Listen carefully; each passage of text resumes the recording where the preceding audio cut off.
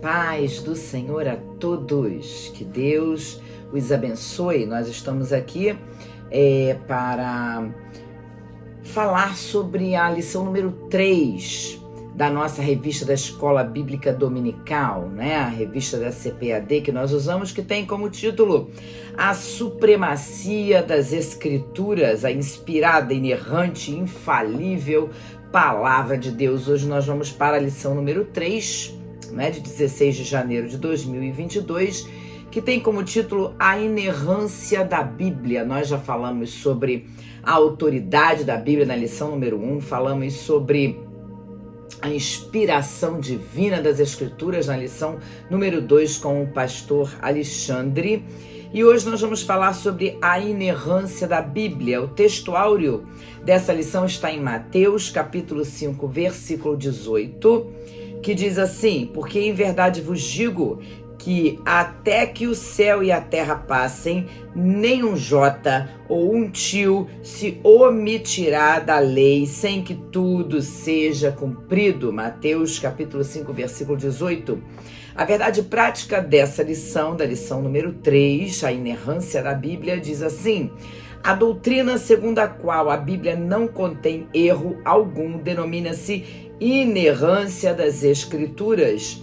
Por isso podemos confiar em sua mensagem, que é incorruptível. Nós vamos aprender na lição de hoje que nós podemos confiar nas Escrituras Sagradas, porque, primeiramente, a Escritura é a mensagem de Deus. A Escritura é a palavra de Deus inspirada, divinamente inspirada, como nós aprendemos na lição da semana passada. Por isso nós podemos confiar, acreditar na mensagem das Escrituras, porque ela não tem erro algum, ela é incorruptível.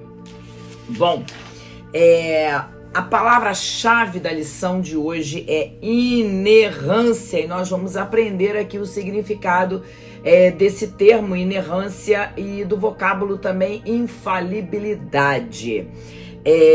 A apresentação da lição, o objetivo da lição de hoje é informar que a Bíblia é isenta de qualquer tipo de erro, isso é a doutrina da inerrância, e explicar que o Espírito Santo manteve a revelação divina incorruptível. Então nós vamos falar sobre a preservação da palavra de Deus pelo Espírito Santo no decorrer dos tempos. E nós vamos também constatar que a Bíblia é a verdade de Deus, um testemunho do próprio Jesus, né? Em João capítulo 17, versículo 17, diz: santifica-os na tua verdade, a tua palavra é a verdade. Então nós vamos falar também sobre isso, constatar que a Bíblia é a verdade de Deus. Então nós vamos fazer uma oração para passarmos logo para a leitura bíblica em classe e depois para a introdução da lição, né? Senhor nosso Deus e Pai celestial, nós entregamos nas tuas mãos o estudo da palavra, Senhor, que o Senhor possa nos dirigir, que o Espírito Santo possa falar com cada um, Senhor, no nome de Jesus, que vai estar ouvindo aí o vídeo dessa lição de hoje. Em nome de Jesus, toma cada um nas tuas mãos, que o Senhor possa falar melhor ao coração de cada um, em nome de Jesus. Amém?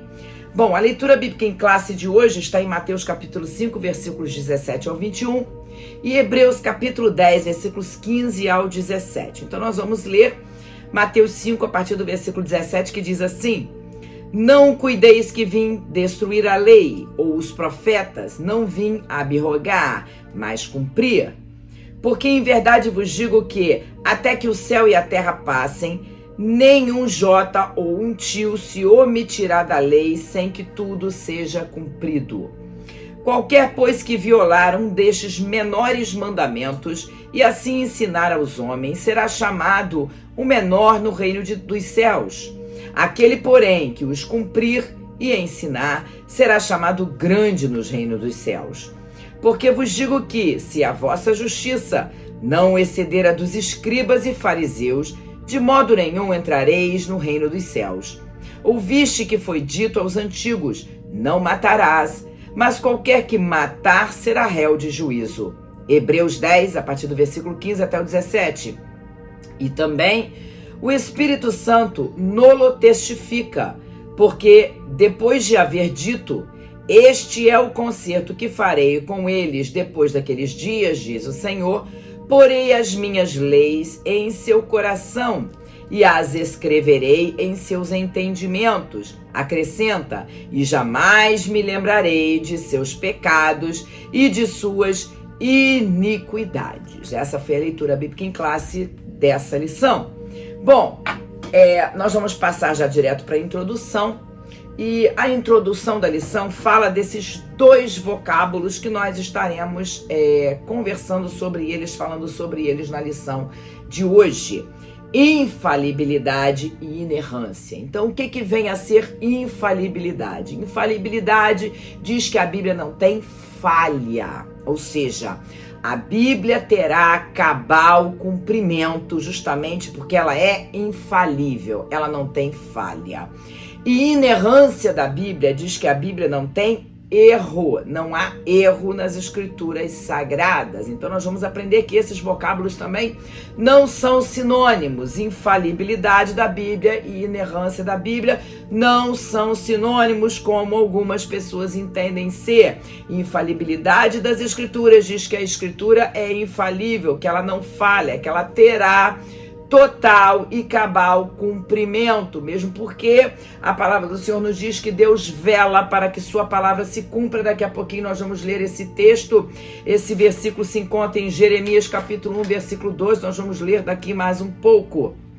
E inerrância fala que a Bíblia não tem erro, por isso mesmo nós podemos confiar em tudo o que a Bíblia nos diz e nós podemos afirmar que a palavra do Senhor é a verdade justamente porque ela é infalível, porque ela é inerrante e tudo que a Bíblia diz, né, tanto em questões espirituais quanto históricas, enfim, nós podemos confiar porque ela é a infalível e inerrante palavra de Deus. Nessa lição, como eu já havia dito aqui nos objetivos da lição, nós vamos falar sobre a inerrância, nós vamos falar sobre a preservação das escrituras pelo Espírito Santo, nós vamos falar das escrituras como a verdade da palavra de Deus, amém? O ponto 1, ele tem como título o que é a inerrância da Bíblia.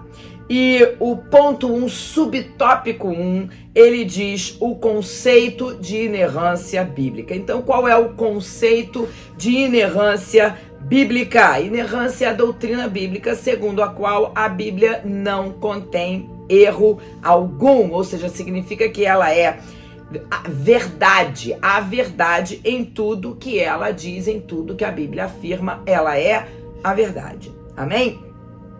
Mesmo porque, gente, Deus, ele não pode errar, né? Se Deus não pode errar, a palavra do Senhor, como palavra inspirada por Deus, ela é a verdade, ela é inerrante, porque ela também não pode errar. O interessante é que essa lição número 3, que fala sobre a inerrância bíblica, ela está diretamente ligada com as lições número 1 e número 2. A número 1 falando da autoridade da Bíblia e a número 2 falando da inspiração divina das Escrituras. Se nós cremos na autoridade da Bíblia como palavra de Deus e se nós cremos que a Bíblia é a palavra inspirada de Deus, nós temos que crer na inerrância das Escrituras, amém? Não crer na inerrância das Escrituras é não crer que a Bíblia é inspirada a palavra de Deus, amém?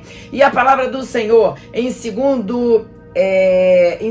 Timóteo, capítulo 3, versículo 16, diz assim, que toda a Escritura divinamente inspirada é proveitosa para ensinar, para redarguir, para corrigir, para instruir em justiça. Toda a Escritura inspirada é proveitosa para instruir, para ensinar, para redarguir.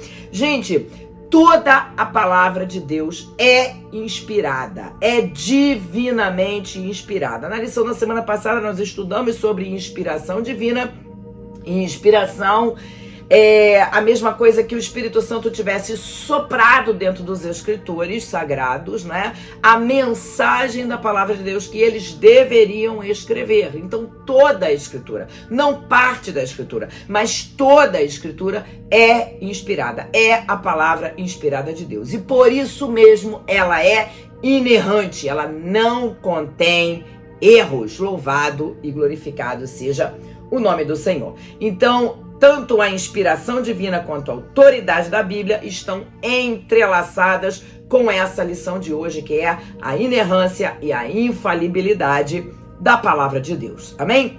Bom, o subtópico 2 fala da Bíblia, reivindica a sua inerrância.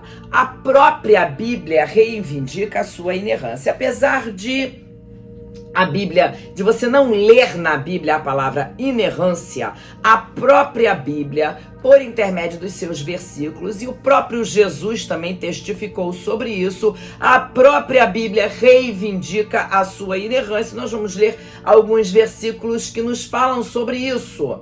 Em primeiro lugar, o Salmo 18, versículo 30. Salmo 18, versículo 30 diz assim: o caminho de Deus é perfeito, a palavra do Senhor é provada, é um escudo para todos os que nele confiam. Então, quando a palavra do Senhor aqui em Salmo 18:30 diz que a palavra do Senhor é provada, é como se nós entendêssemos aqui um tipo de metal que é passado pelo fogo para ser purificado, como ouro, por exemplo, né?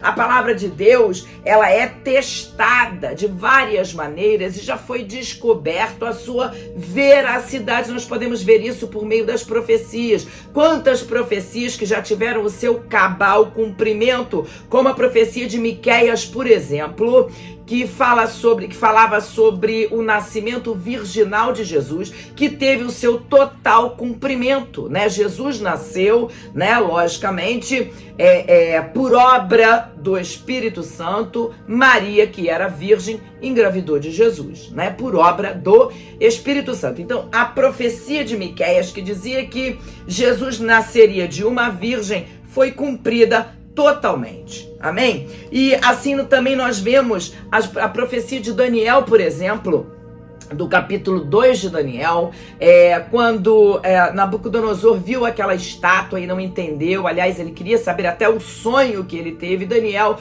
teve essa revelação de Deus sobre o sonho de Nabucodonosor, e foi lá e disse qual era o sonho, deu a sua interpretação. O sonho de Nabucodonosor falando da cabeça de ouro da estátua, do tronco, dos braços, né, de prata, e depois do ventre de cobre, das pernas, né, de ferro, falavam sobre os impérios mundiais. Então falava da Babilônia, cabeça de ouro, e que a Babilônia seria vencida, dominada por outro império que viria depois, e esse império se confirmou na história, foi os Medo-Persas. Depois os Medo-Persas também seriam dominados por outro império que se confirmou na história, os gregos, né? E depois as pernas de ferro simbolizam ali outro império que viria e dominaria os gregos, que seriam os romanos, né? Então, toda essa parte da profecia do capítulo 2 de Daniel já teve o seu total cumprimento. Então nós podemos ver que a palavra do Senhor, ela já vem sendo testada e aprovada, já foi descoberta a veracidade da palavra do Senhor por várias vezes, né? Um exemplo aí que eu dei foram as profecias. Segundo Samuel, versículo 22, 31, que é outro versículo citado aqui pelo comentarista da lição de hoje, quando fala que a Bíblia reivindica a sua inerrância. Segundo Samuel, capítulo 22, versículo 31, diz assim: o caminho de Deus é perfeito, a palavra do Senhor refinada, e é o escudo de todos os que nele confiam. Então esse texto de 2 Samuel 22, 31, ele está intimamente ligado a Salmo 18, versículo 30, que nós acabamos de ler, que significa que Deus nunca erra, o caminho do Senhor é perfeito. E se cremos que a palavra do Senhor, que essa palavra, as escrituras sagradas, é a palavra divinamente inspirada por Deus, se os caminhos de Deus são perfeitos, né? Isso significa que Deus nunca erra, e a palavra, como é inspirada, divinamente inspirada, a palavra do Senhor também não tem erro. Isso nos fala, a Bíblia fala da inerrância, né? Justamente por causa de tantos versículos que são citados aqui. Nós não vamos ler todos, mesmo porque não temos tempo. O próprio versículo que foi lido também como texto áureo da lição de hoje, porque em verdade vos digo que até que o céu e a terra se passem, nem um jota ou um tio se omitirá da lei sem que tudo seja cumprido. Né? Isso fala tanto da inerrância como da infalibilidade da palavra do Senhor, esse texto áureo que nós temos aí em Mateus 5,18, infalibilidade, né? Não vai passar nem um jota, nem um tio, nem a menor parte da palavra sem que tudo seja cumprido, porque como é palavra de Deus, como é palavra inspirada por Deus, Deus vela para que sua palavra se cumpra e ela terá total cumprimento. Amém? Louvado seja o nome do Senhor. João 17, versículo 17, é um texto que o próprio Jesus fala, né? O próprio Jesus testificando da inerrância e da infalibilidade das Escrituras, quando Jesus diz assim: santifica-os na tua verdade.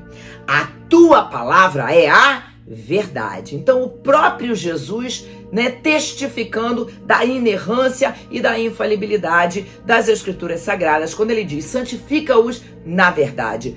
A tua palavra é a verdade. Amém? Louvado seja o nome do Senhor. Então nós vimos aí alguns textos que falam que a própria palavra de Deus reivindica a sua inerrância. E nós vamos ler também, glória a Deus, Jeremias capítulo 1, versículo 12, e nós vamos ler Isaías 55, versículo 11, porque agora nós vamos falar da infalibilidade da Bíblia também. Infalibilidade e inerrância é o subtópico 3 do ponto 1. Eles não são sinônimos, são vocábulos diferentes, né? Infalibilidade fala de infalível, a Bíblia como a infalível palavra de Deus, que significa que a Bíblia não pode falhar, amém? Enquanto que inerrância fala que a Bíblia não tem erro. Isaías 55, versículo 11 diz assim, ó: assim será a minha palavra que sair da minha boca, ela não voltará para mim vazia, antes fará o que me apraz e prosperará naquilo para que a enviei. Então, as palavras do Senhor terão o seu total cumprimento. Louvado seja o nome do Senhor. A palavra do Senhor não volta para Deus vazia. Ela terá o seu total cumprimento. Falando da infalibilidade da Bíblia como palavra de Deus. E Jeremias capítulo 1, versículo 12... o próprio Deus dizendo: e disse-me o Senhor, viste bem, porque eu velo sobre a minha palavra para cumpri-la. Então o próprio Deus vela pela sua palavra para a cumprir. Fala da infalibilidade da Bíblia como palavra de Deus. Todas as promessas que o Senhor nos tem feito por meio das Escrituras Sagradas terão o seu fiel cumprimento, porque o próprio Deus garantiu que Ele vela para que a sua palavra se cumpra. Louvado e glorificado seja o nome do Senhor. Por isso, nós cremos nos ensinamentos da Bíblia como infalível, como aquele que não pode falhar, incapaz de falhar. E cremos no ensinamento da Bíblia como inerrante, aquele que não tem erro, mesmo porque nós vamos ver no tópico seguinte que o Espírito Santo preservou a mensagem da Bíblia no decorrer dos anos, né? Então, negar essas verdades, gente, negar a infalibilidade da Bíblia, negar a inerrância da Bíblia, é a mesma coisa que negar a autoridade da Bíblia e negar também a inspiração divina da Bíblia. Então, se cremos na autoridade da Bíblia como a palavra de Deus, se cremos, né, que a palavra de Deus, ela é divinamente inspirada, nós temos que crer na inerrância da palavra de Deus e na infalibilidade da palavra de Deus. Amém? Ponto 2. Tem como título: o Espírito Santo preservou as Escrituras. E o subtópico 1 do ponto 2 diz que os manuscritos autógrafos. Então, nós vamos falar hoje sobre, nesse ponto 2, sobre 4 vocábulos que a maioria das pessoas não ouviram falar, nunca ouviram falar sobre esses vocábulos, né? Pelo menos alguns deles, porque fazem parte de uma matéria de teologia chamada bibliologia, que é isso que nós estaremos estudando nesse trimestre da Escola Bíblica Dominical, bibliologia. E nós vamos falar aqui sobre alguns vocábulos que é interessante que vocês gravem na mente, na cabeça de vocês, nomes que são dados a esses manuscritos, tá? O subtópico 1 fala dos manuscritos autógrafos, né? Então guarde na sua cabeça, quando você vai pedir uma pessoa importante que você olha, que você quer que aquela pessoa te dê um autógrafo, a pessoa de próprio punho vai e escreve ali o nome dele para você, o seu autógrafo. Então é exatamente isso que são os manuscritos autógrafos, são os manuscritos originais, aqueles manuscritos que foram inspirados por Deus, né? Então, pode terem sido escritos pelo próprio punho de algum profeta ou apóstolo, ou por meio de um escrevente do profeta ou apóstolo. Nós vamos ler alguns versículos aqui que falam sobre isso. Bom, nós vamos abrir então Filemão capítulo 1, versículo 19, Filemão capítulo 1, versículo 19, né? E vamos ler aqui o que nos diz a palavra do Senhor concernente a isso. Pense que nós estamos falando dos manuscritos autógrafos. Então vamos ver aqui o que diz Filemão capítulo 1, versículo 19. Eu, Paulo, de minha própria mão o escrevi, e o pagarei, para te não dizer que ainda mesmo a ti próprio a mim te deves. Então, Paulo nos mostra aqui que essa epístola a Filemão, ele escreveu de próprio punho, né? Agora vamos ver o que nos diz Romanos, capítulo 16 de Romanos, que capítulo 16 de Romanos, versículo 22. Capítulo 16 de Romanos, versículo 22. Então, presta atenção no que diz aqui as Escrituras. Eu, Tércio, que esta carta escrevi, vos saúdo no Senhor. Então, aqui nós estamos vendo, nós vimos 2 exemplos diferentes. Um de Filemão, em que o próprio Paulo de próprio punho escreveu a carta a Filemão. E no exemplo aqui de Romanos capítulo 16, versículo 22, nós vemos que Paulo, por intermédio de seu escrevente Tércio, escreveu essa carta aos romanos, amém? Mas não importa, tanto Filemão como Romanos são cartas escritas por Paulo. Não é porque o escrevente Tércio escreveu essa carta que ela não é de Paulo. Paulo ditou, inspirado pelo Espírito Santo, Paulo ditou a mensagem e Tércio escreveu. Mas a mensagem foi inspirada por Deus, é uma mensagem do apóstolo Paulo aos romanos. Já a carta aos Filemãos, Paulo de próprio punho escreveu. Entenderam a diferença? Mas de qualquer maneira, gente, as 2 cartas são manuscritos autógrafos, né? São manuscritos, né? Escritos, inspirados por Deus, por apóstolos ou profetas, né? Passando a mensagem inspirada por Deus para aqueles que deveriam lê-las, né? Como, por exemplo, aqui em Romanos, os romanos lendo essa carta e Filemão, enfim. Amém? Então, aí nós vemos manuscritos autógrafos. O que são manuscritos autógrafos?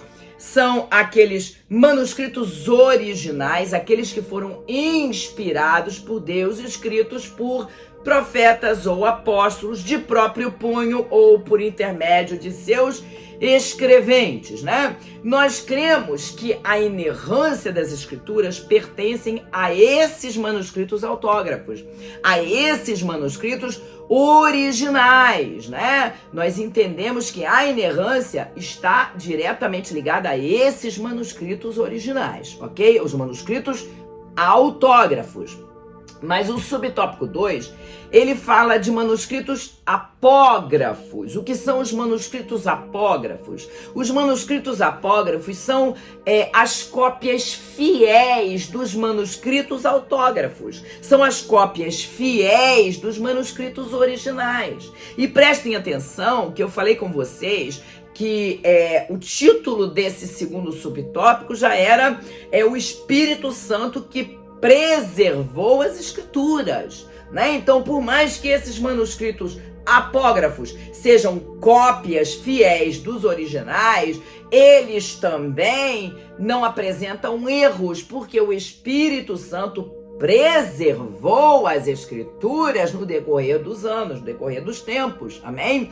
Então essas cópias, e o comentarista da lição ele cita que há mais de 25 mil cópias dos manuscritos bíblicos, né? Esses manuscritos são fiéis, cópias fiéis dos manuscritos autógrafos ou manuscritos originais. Então entendam que os escribas judeus, quando iam fazer alguma cópia dos manuscritos autógrafos, eles faziam essas cópias milimetricamente. Se tivesse um pinguinho errado, um sujinho errado, aquele manuscrito não servia mais. Então as cópias eram feitas milimetricamente, precisão milimétrica, né?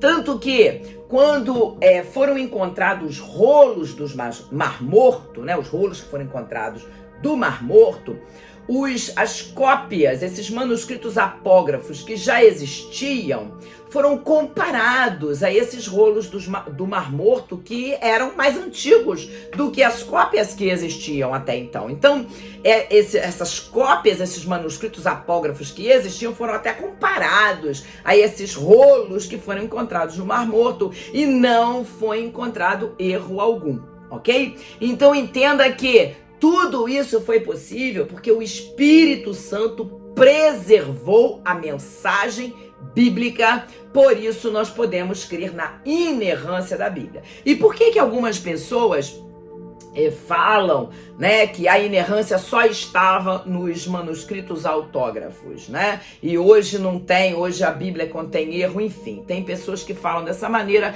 que olham para a inerrância bíblica só para os manuscritos autógrafos, só para os manuscritos originais, porque os manuscritos originais não existem mais, os manuscritos autógrafos ninguém tem conhecimento da existência deles mais, né? Mas nós cremos na inerrância e infalibilidade desses manuscritos que existem hoje, dos manuscritos apógrafos, as mais de 25 mil cópias que existem, porque nós cremos na preservação da mensagem bíblica pelo Espírito Santo no decorrer dos tempos. Amém? Então, os manuscritos apógrafos que nós temos hoje, eles são também inerrantes. Nós podemos olhar para a inerrância e infalibilidade também desta palavra, porque todas as cópias foram feitas com precisão milimétrica. Ok? O subtópico 3 do ponto 2 fala sobre os apócrifos e os pseudoepígrafos. Cuidado, gente, para não confundir manuscrito apógrafo, que são as cópias fiéis dos manuscritos originais ou manuscritos autógrafos, e apócrifos, porque os apócrifos, gente, são manuscritos que não foram tidos como inspirados por Deus, porque contém erros, contém heresias, contém coisas que são divergentes do ensino das Escrituras Sagradas, como oração pelos mortos, por exemplo. Esses são os manuscritos apócrifos, ok? São manuscritos que não foram considerados inspirados por Deus, porque contém erros, contém heresias, contém coisas que são divergentes dos ensinamentos das Escrituras Sagradas, como, por exemplo, a oração pelos mortos. E a lição de vocês cita alguns desses apócrifos que vocês encontram até no cânon católico, né? Que é, por exemplo, o livro de Tobias, de Judite, de Macabeus, de Baruque, né? Mas na realidade são 7. Tobias, Judite, 1º e 2º Macabeus, Baruque, Sabedoria de Salomão e Eclesiásticos. Então presta atenção, eu não estou falando aqui de Cantares de Salomão. Cantares de Salomão está na nossa Bíblia, é considerado livro inspirado por Deus. Livro de Eclesiastes está na nossa Bíblia, é considerado livro inspirado por Deus. Os apócrifos que eu estou citando aqui é Sabedoria de Salomão e Eclesiásticos, não Eclesiastes, ok? São livros apócrifos, livros nos quais são encontrados erros, são encontrados heresias, são encontradas coisas que divergem dos ensinamentos das Escrituras Sagradas, como oração pelos mortos, por exemplo, ok?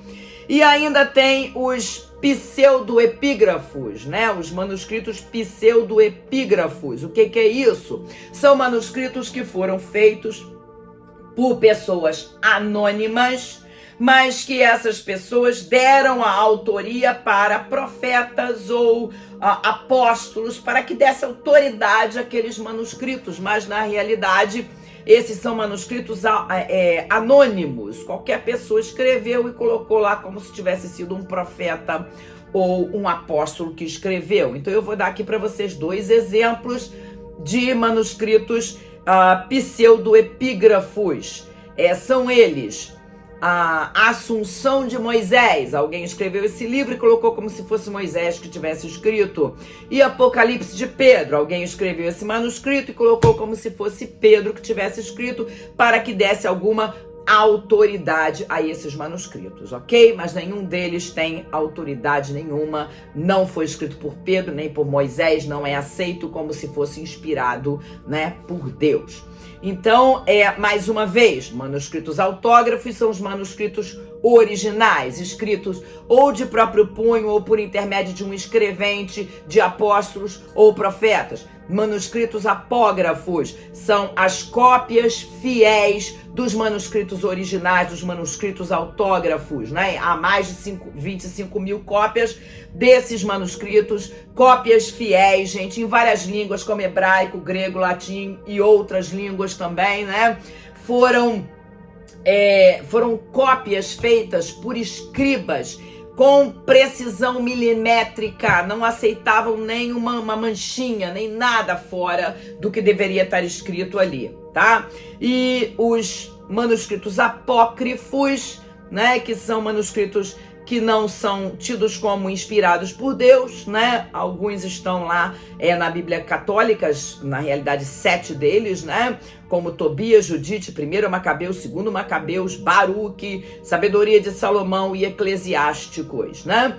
E os pseudoepígrafos, manuscritos escritos por alguma pessoa anônima que colocou lá o nome de um apóstolo ou de um profeta para dar autoridade ao manuscrito, como a Assunção de Moisés e Apocalipse de Pedro. E assim nós vamos entrar agora no ponto 3, subtópico 1. E o ponto 3 da lição de hoje, ele fala a verdade nas Escrituras. E o subtópico 1 do ponto 3 tem como título: A Bíblia é a verdade plena, né? E o comentarista da lição, ele dá esse termo verdade, ele olha para os originais, para o hebraico e para o grego, o termo no hebraico e no grego, qual é o significado desse termo verdade, que foi traduzido como verdade no hebraico e no grego. No hebraico o termo é emet, né, que traduzido foi como hebraico, e ele significa confiável e correto.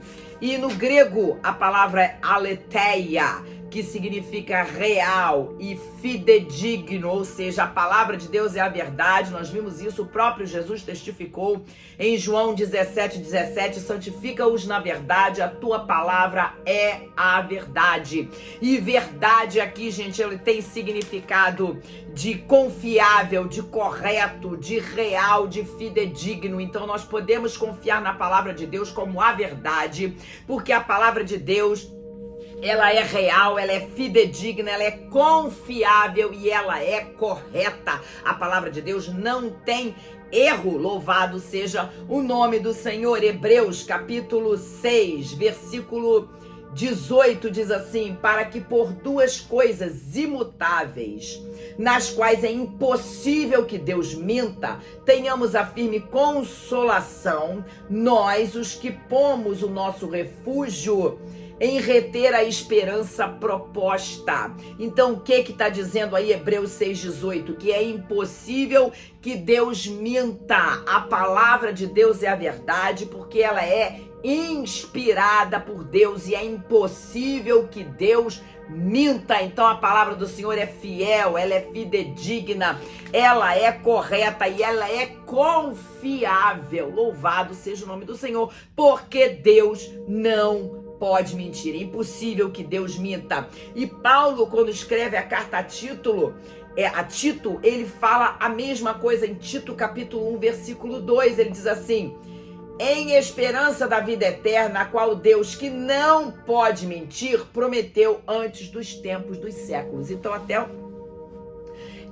o próprio apóstolo Paulo ratifica, né, essa frase de que é impossível que Deus minta, quando ele diz Deus não pode mentir. E justamente porque Deus não pode mentir, porque é impossível que Deus minta, a palavra de Deus, que é a inspirada palavra de Deus, ela é verdade. Amém? Deus não pode mentir, por isso que não há erros, não há falhas na palavra do Senhor. Então aquilo que a Bíblia diz é aquilo que Deus diz.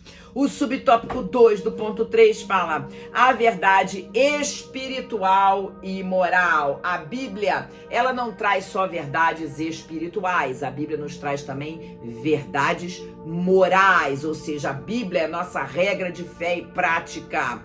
A Bíblia, nós devemos seguir tudo aquilo que ela nos diz. Ela nos ensina até como nos comportarmos em sociedade, como o crente deve viver, porque o crente, ele deve ser o sal da terra e a luz do mundo. Então nós precisamos fazer a diferença onde quer que a gente vá, onde quer que nós pisamos a planta dos nossos pés. Nós precisamos fazer a diferença. As pessoas têm que olhar para nós e ver a luz de Cristo brilhando nas nossas vidas. Temos que ser o sal da terra e a luz do mundo. E a Bíblia nos ensina essas verdades morais, os padrões bíblicos para o nosso viver, gente. Não pode sofrer mudança, não importa se os tempos hoje são outros, né? Porque tem gente que fala, não, os tempos são modernos. Há aqueles teólogos pós-modernistas que costumam dizer até que a Bíblia tem que ser atualizada, né? Na realidade, gente, a Bíblia é a verdade, a Bíblia é a palavra de Deus e os padrões bíblicos para a moral têm que ser seguido, não pode sofrer mudança. Aquilo que a Bíblia fala é para ser seguido, é para ser obedecido. Louvado seja o nome do Senhor. O que Deus diz que é pecado continua sendo pecado. Então nós devemos viver em obediência a Deus e a sua palavra. Isaías capítulo 5, versículo 20 diz o seguinte, presta atenção, Isaías 5:20. Ai dos que ao mal chamam bem e ao bem mal, que fazem das trevas luz e da luz trevas, e fazem do amargo doce e do doce amargo. Isaías aqui está falando, gente, é da inversão de valores que nós temos visto acontecer em sociedade hoje em dia. Inversão de valores. O que era correto há 30 anos atrás, hoje está ultrapassado, né? Hoje as pessoas olham e já acham que não, isso aí não precisa disso mais não, né? E o que era errado no passado hoje é correto, hoje é visto como uma prática normal. Não segundo os ensinamentos e padrões bíblicos. O que a Bíblia diz que é pecado continua sendo pecado. E aqueles que querem viver em obediência a Deus e a sua palavra devem viver segundo os padrões morais que a Bíblia tem nos ensinado. Amém? Louvado e glorificado seja o nome do Senhor. Mateus 24, versículo 35 ainda diz assim: o céu e a terra passarão, mas as minhas palavras não hão de passar. Nos nossos dias tem havido muita inversão de valores. Mas o que a Bíblia afirma ser pecado, gente, continua sendo pecado. E nós, crentes em Cristo, devemos defender essa palavra. Andar na contramão do mundo. E não achar que porque todos estão praticando determinados tipos de coisa, nós podemos também, já é normal. Não, não é normal. Amém? O que a Bíblia diz que é pecado, continua sendo pecado. Subtópico 3 do ponto 3 diz assim: a verdade histórica e científica. Cremos que a Bíblia é divinamente infalível. A Bíblia é divinamente inspirada e justamente por ser divinamente inspirada, ela é inerrante e ela é infalível. A Bíblia não falha. E ela não falha em toda a matéria abordada na palavra de Deus, seja historicamente, seja qual for o tipo de tema tratado na palavra de Deus, a palavra de Deus não falha. Segundo Pedro, capítulo 1, versículo 21, diz assim: porque a profecia nunca foi produzida por vontade de homem algum, mas os homens santos de Deus falaram inspirados pelo Espírito Santo. Esta palavra aqui, gente, não foi produzida por vontade de homem algum. O Espírito Santo inspirou os escritores bíblicos. É como se o Espírito soprasse a mensagem para o interior dos escritores bíblicos e eles colocaram no papel a mensagem inspirada, soprada pelo Espírito Santo. Amém? Então a mensagem bíblica não foi produzida por vontade de homem algum, mas os homens santos de Deus falaram inspirados pelo Espírito Santo. Por isso, gente, Deus guiou os escritores bíblicos, né? E preservou os registros das inverdades de qualquer natureza. Por isso, entenda, a Bíblia é a inerrante e infalível palavra de Deus. Aqui não há erro, aqui não há falha. Deus vela para que a sua palavra se cumpra. Toda promessa de Deus nas Escrituras vai ter total, cabal cumprimento. Entenda essa palavra, porque Deus vela para que a sua palavra se cumpra. Amém? E assim nós vamos para a conclusão da lição de hoje, que diz: apesar de alguns considerarem redundante o uso dos termos inspiração, inerrância e infalibilidade para legitimar a autoridade das Escrituras Sagradas, nossa ortodoxia professa e ensina que a Bíblia é a inspirada palavra de Deus, inerrante e infalível, com plena autoridade em tudo o que diz. Então a Bíblia é a inspirada palavra de Deus, inerrante, infalível e tem total autoridade em tudo o que ela diz. Louvado e glorificado seja o nome do Senhor. Na semana que vem vocês vão aprender sobre a estrutura da Bíblia com o pastor Alexandre e que vocês possam aproveitar, gente, o ensinamento da palavra de Deus, porque isso aqui é coisa riquíssima. A palavra de Deus é como ouro. Se você for ler Salmo 19, né? O texto bíblico diz lá que a palavra de Deus é como ouro. Então é riquíssimo o ensinamento da palavra de Deus e não tem como o cristão crescer espiritualmente sem o conhecimento da palavra de Deus. Amém? Então, tome o seu tempo, aproveite o seu tempo e estude e mergulhe na palavra de Deus nesse trimestre, porque nós vamos falar muito sobre bibliologia, sobre a palavra de Deus. Amém? Que Deus abençoe a todos, em nome de Jesus.